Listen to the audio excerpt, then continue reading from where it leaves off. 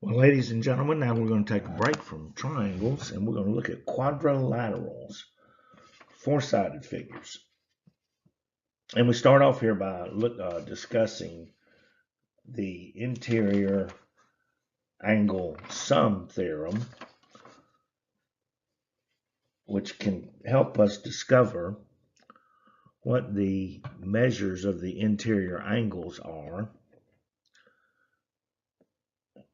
And the interior angle sum measurement we can use this using this formula.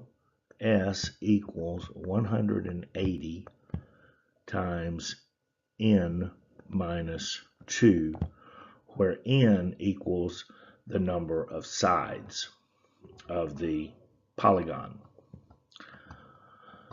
All right, so the sum of the measures of the interior angles of a convex, said find the sum of the measures of the interior angles of a convex octagon. Well, an octagon 8, it's going to have 8 sides.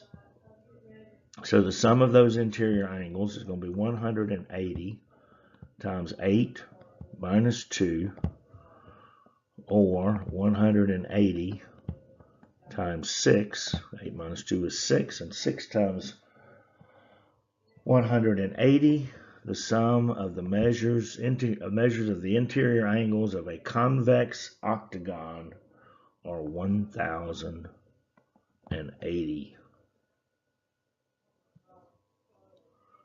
All right, interior angle sum of a polygon.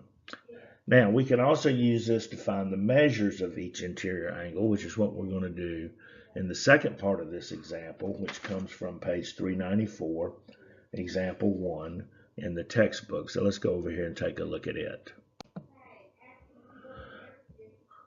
All right, here we're asked to find the measure of each interior angle of a pentagon,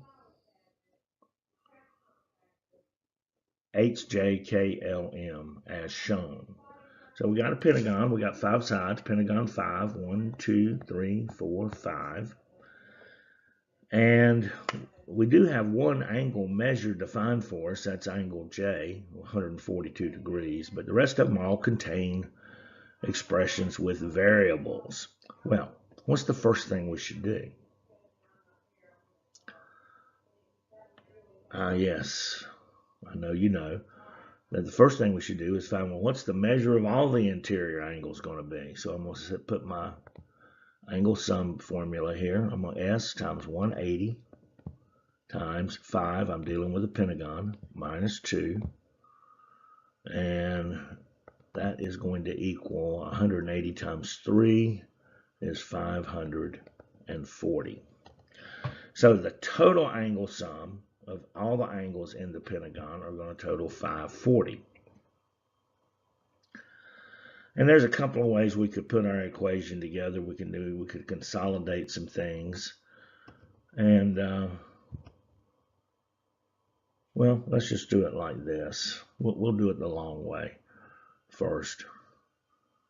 So I'm going to say then that 2x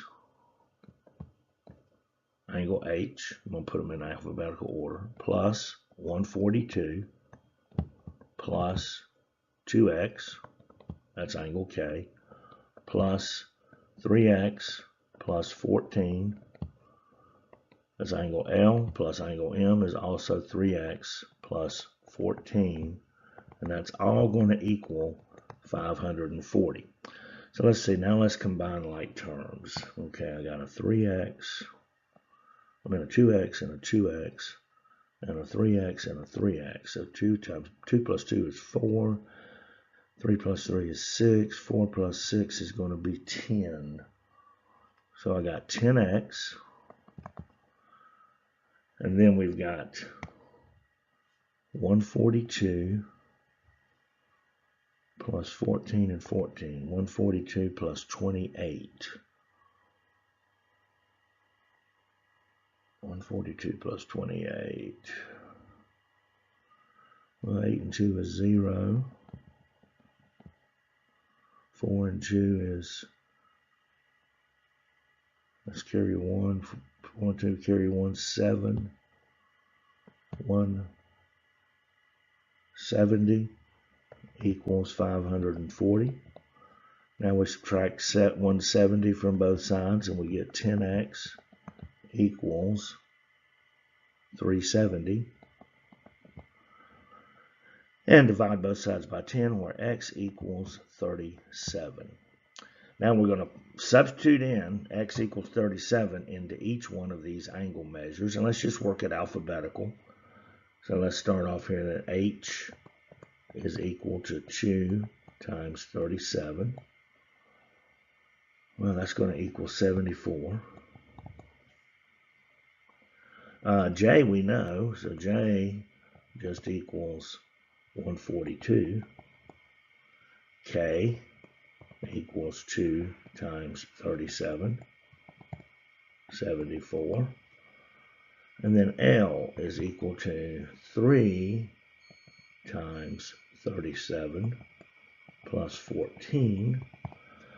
Let's see, 3 times 37. 3 times 7 is 21, so 1 carry a 2.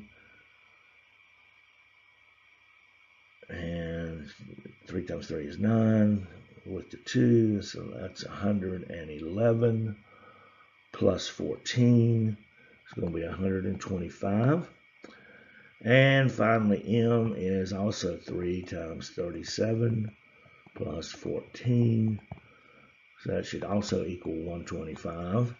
And then if I wanted to really check my work, I want to add these angles up and make sure that equals 540. And then I know I'm at least on the right track. 74 plus 142 plus 74 plus 125 plus 125.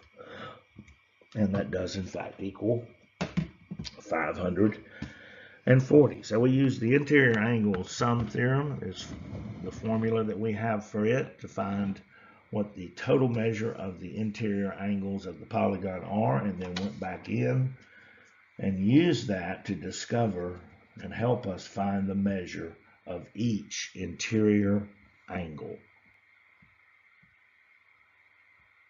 Carry on.